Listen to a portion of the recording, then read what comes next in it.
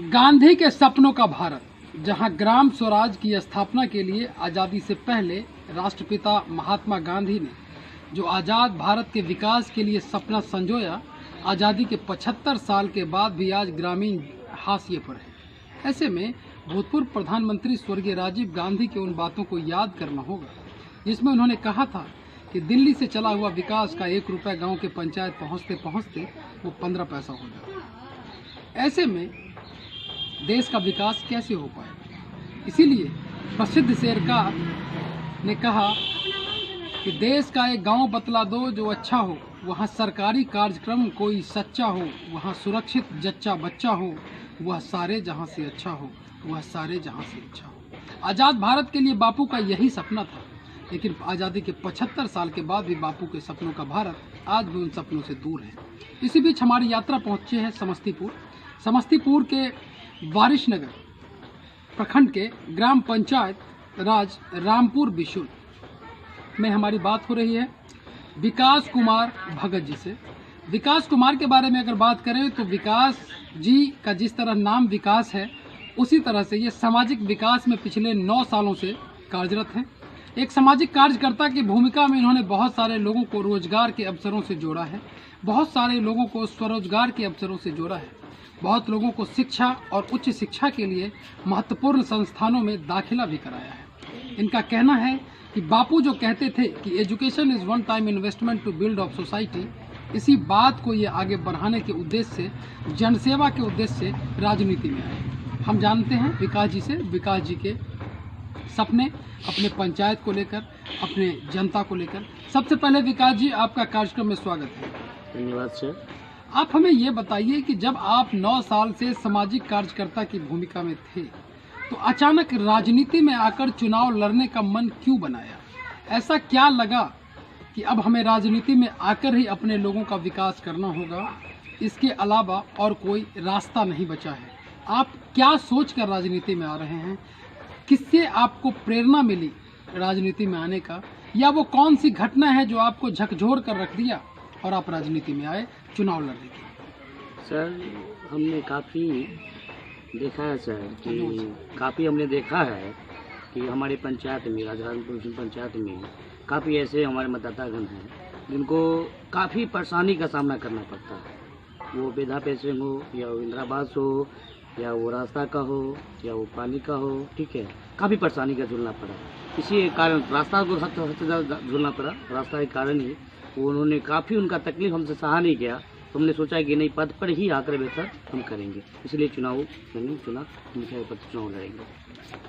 माननीय मुख्यमंत्री नीतीश कुमार की महत्वाकांक्षी परियोजना 7 निश्चय, जो प्लानिंग कमीशन के उस रिपोर्ट के आधार पर बनी थी, जिसमें यह कहा गया था कि ग्रामीण भारत की 80% आबादी आज भी स्वच्छ जल नहीं पी रही है। ऐसे में उन गरीबों के लिए जल नल और 7 निश्चय योजनाएं जो माननीय मुख्यमंत्री ने 2016 में विकास के को आधार बनाते हुए बिहार के सपनों का प्रोजेक्ट कहकर जिसे लागू किया, एक कार्यकाल बीत जाने के बाद भी आज 7 निश्चय जैसी योजना धरातल पर नहीं आ पाई। ऐसे में आप चुनाव जीतने के बाद माननीय मुख्यमंत्री नीतीश कुमार के 7 निश्चय को कैसे आगे बढ़ाएंगे?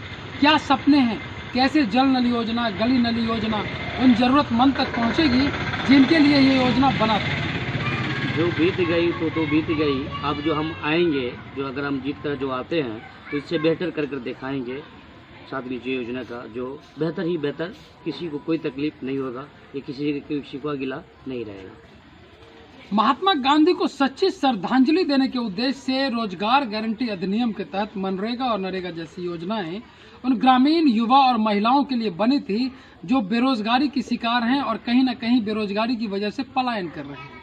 उनको पलायन रोकने की वजह से यह योजना बनाई गई थी, लेकिन आज भी पलायन रोकने का जो उद्देश्य था वो उद्देश्य पूरा नहीं हो रहा है। ट्रैक्टरों से काम करवाए जा रहे हैं, जेसीबी से काम कराए जा रहे हैं, जॉब कार्ड उन लोगों के लिए बनाए जा रहे हैं जैसे कई पंचायतों में देखा जा रहा है। आपके यहाँ क्या स्थिति है और आप इसे अपने नेतृत्व में कैसे उन जरूरतमंदों को रोजगार दिलाएंगे जिनके लिए यह योजना वाकई में बनी है? पहले तो सर बहुत अच्छा सवाल आपने पूछा सर, धन्यवाद। ये जो हमारे जो रामपुर डिवीजन पंचायत में हर एक 3 महीना पे एक बार आम सभा लगना चाहिए, वो आम सभा लगता ही नहीं है। अगर हम जीत कर आते हैं तो आम सभा हर एक महीना पर लगाएंगे और जितने भी मनरेगा के तहत लेबर हमारे मजदूर माई बहन जितने भी लोग हैं, भाई है, बुजुर्ग लोग हैं, उनको चिन्हित कर कर रोजगार देने का काम करेंगे। आधी आबादी महिलाओं की है। बापू कहा करते थे कि गांव का विकास महिलाओं के विकास के बिना संभव नहीं है। ऐसे में ग्रामीण महिलाओं के लिए रोजगार और स्वरोजगार के अवसर बहुत कम है। लघु उद्योग, कुटीर उद्योग के विकास के बिना महिलाओं का विकास नहीं हो सकता। ऐसे में आप कैसे उन्हें बैंकों से जोड़ेंगे? कैसे मुद्रा योजना का लाभ उन्हें मिलेगा? कैसे ऋण शिविर लगवाएंगे? क्या योजना है उन महिलाओं को रोजगार दिलवाने के लिए?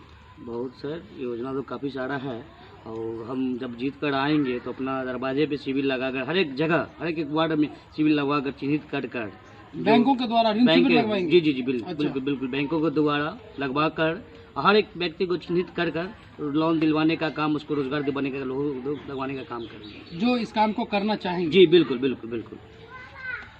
आज के युवा नशा, पलायन और बेरोजगारी के शिकार हैं। ऐसे में उन युवाओं के लिए स्वरोजगार के अवसर कैसे करेंगे? क्या जिस तरह से महिलाओं के लिए आप योजना है उसी तरीके से उन युवाओं को भी रोजगार के अवसरों को देंगे?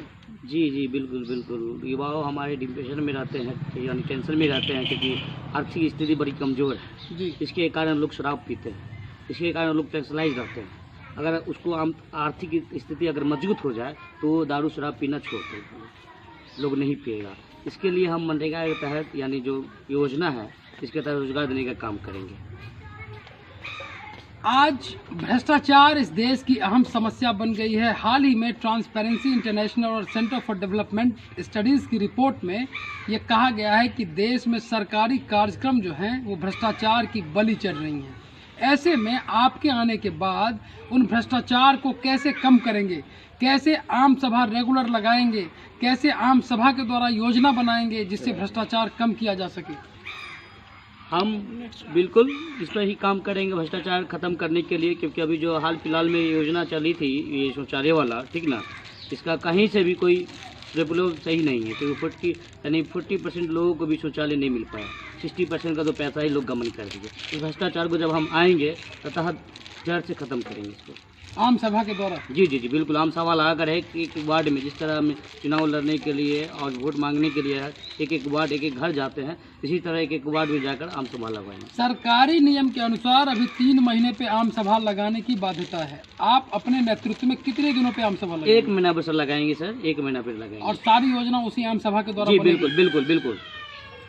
आप हमें ये बताइए विकास जी कि वो कौन से सपने हैं, वो कौन सा काम है जो आपके आने के बाद आप प्राथमिकता के आधार पर उन काम को करेंगे और आपसे पहले कोई भी जनप्रतिनिधि या कोई भी यहाँ का रिप्रेजेंटेटिव का ध्यान उस ओर नहीं गया और आज भी जनता के लिए वह काम बहुत ही ज़रूरी है?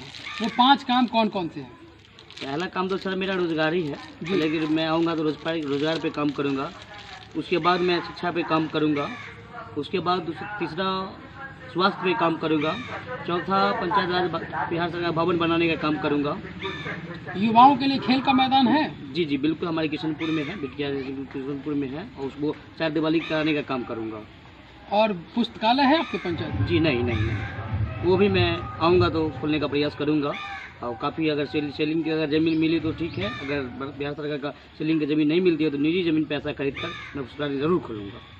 और स्किल डेवलपमेंट का सेंटर है आपके पंचायत में जहां युवाओं को शैक्षणिक रूप से तकनीकी शिक्षा मुहैया कराने की जो सरकार की योजना है? बिल्कुल नहीं, कहीं पे नहीं है। इस दिशा में भी काम करेंगे? जी बिल्कुल करेंगे।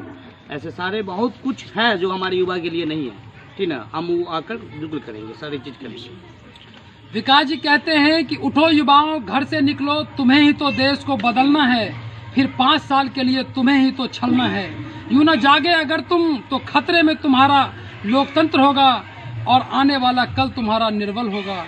उठो युवाओं, घर से निकलो, तुम्हें ही तो देश को बदलना है, फिर 5 साल के लिए तुम्हें ही तो छलना है। वीडियो टीम के साथ समस्तीपुर।